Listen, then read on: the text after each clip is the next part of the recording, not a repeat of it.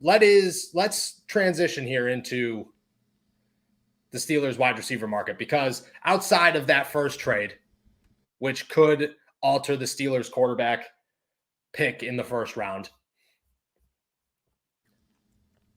there's been like 10 rumors of different wide receivers going everywhere. The Steelers obviously need wide receivers. Now there's talk of, hey, we should get rid of Diontae Johnson before we pay him. A million different sides of a conversation. So let's start here. Where would you like to start? Would you like to start with some DK Metcalf? Let's start with Diontae. Let's work Diontae. Inside out from the organization. Okay. So first on one side of the coin, okay. Mm-hmm. The Steelers historically have drafted receivers very well. I mean, that is the number one argument against paying top receivers over and over again, especially a guy like Diontae, who now is almost a lock to get $20 million a year, thanks to guys like Christian Kirk, thanks to guys like Mike Williams. He's a lock to get $20 million a year, easy. On the other side of the coin, though,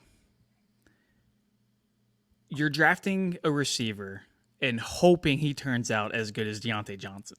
Yep. I understand you scout receivers extremely well. I understand you develop receivers extremely well.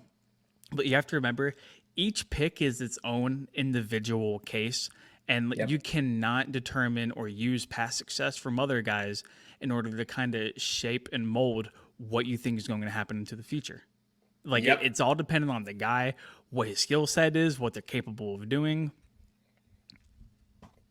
Okay, so here's my thing. First off, there's a lot of Phantom XM TV is going off in the comments right now about getting rid of Diontae.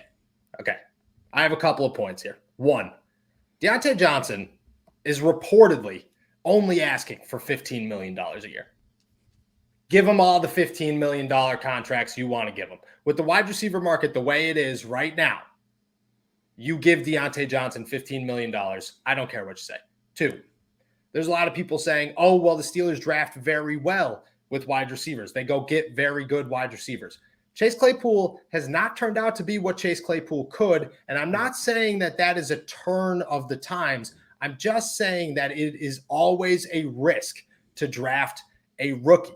Always. I don't know if Sky Moore is going to be a superstar. I don't know if George Pickens is going to be a superstar. I don't know if Jameson Williams is going to be a superstar. We do not know that.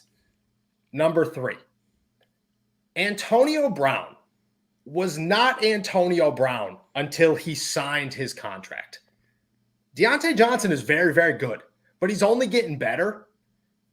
I think that Diontae Johnson in 2 years from now, 3 years from now, might be one of the best wide receivers in football. I really do believe that. And you have to understand that he's playing in an offense that had no structure for the last 2 years. He's also was playing with a quarterback that was on the last leg of his entire career. He had no offensive line, so that means that Ben had to get the ball out of his hands quicker than any quarterback in the NFL. Most of the time, he was making plays on his own, and I get that he had some trouble, but at the end of the season, but I could look past that because he had a great year before that. Those are my thoughts with that one. Now, at the same time, do I think that the Steelers should go get a wide receiver? And there's names out here: T.Y. Hilton, Brandon Cooks, DK Metcalf, 110%.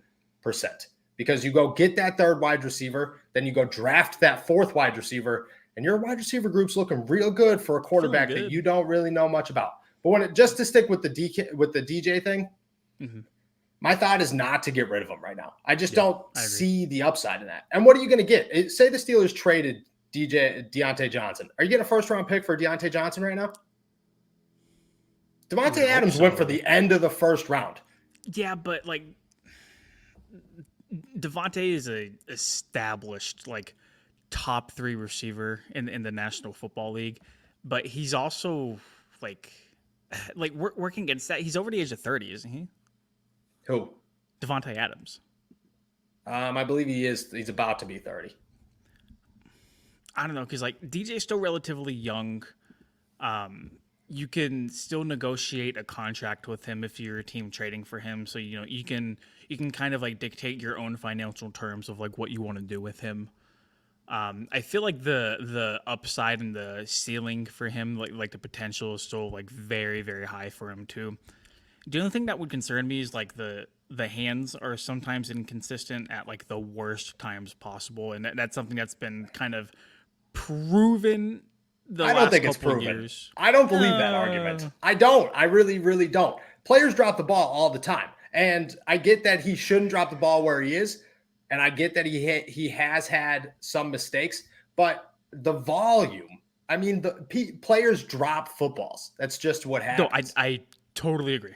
The Totally fact agree. that it came at the end of the season looked bad. I get that, but I don't think it was like I mean, even It in the looked games, bad because he let it become a problem. You could tell it was inside of his head.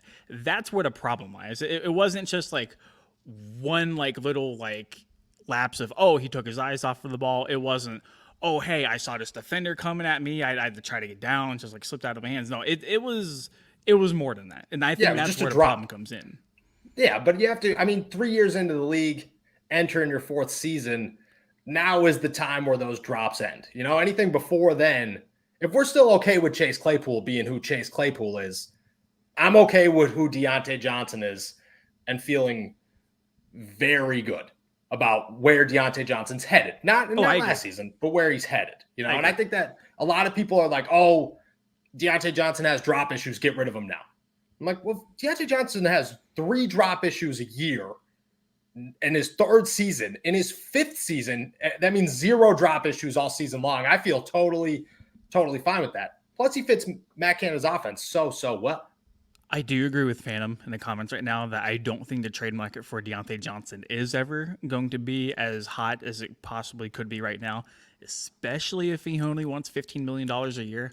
So I think if for whatever reason the Steelers were intent on trading him and trying to go get another established veteran or like somebody in the draft, now's got to be the time to do it, right? Like No, if you are going to do it, I don't agree if you that. are going to. I don't agree that it's the hottest it's ever going to be. I think he's entering his first contract. This is my thought on that. So there are names like DK Metcalf floating around, AJ Brown. I don't know how believable all these things are, but AJ Brown, Devontae Adams went, Tyreek Hill went. Big name wide receivers are just getting shipped everywhere. Yep. Diontae Johnson is not on that same level. I mean, he is in the Steelers realm. You could trust him as much as you could trust these high end guys. You want him to be a wide receiver 1. In 3 years, 4 years, when his next contract ends, he'll only be 27, 28 years old. Still has plenty of football left in him. Chances are he's better than he is right now. He might be worth more. Yeah, you would hope. Yep. And the market, he will be that Tyreek Hill. He will be that Devontae Adams. You know what I mean? I think that in 4 years in that next contract, that's when people are going to start thinking, oh, this guy could be worth a lot. And I don't think a wide receiver is ever worth a high-end first-round pick, but if you could get a low-end first-round pick for a guy, I feel very, very good entering his 3rd contract.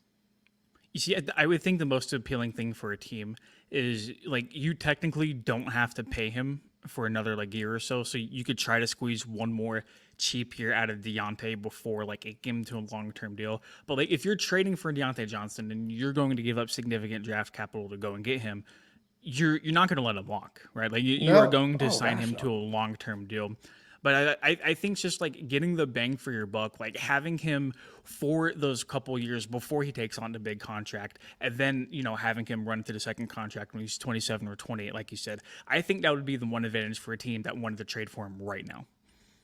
I agree with that. I do agree with that. I think that there is trade value, very good trade value. I'm not disclaiming that. I just think that the trade value goes up when he's not mixed in.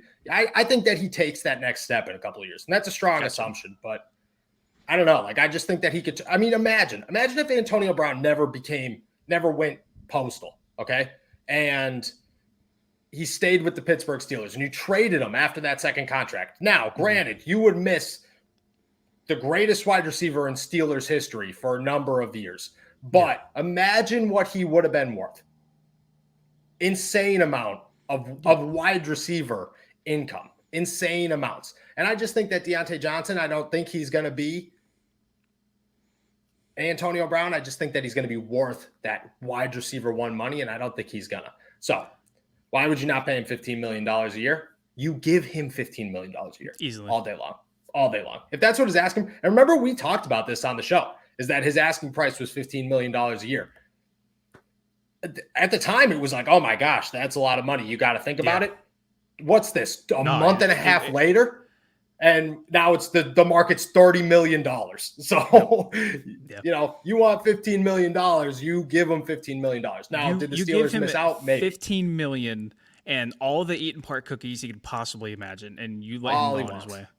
I would never take an Eaton Park cookie ever in my life. All right.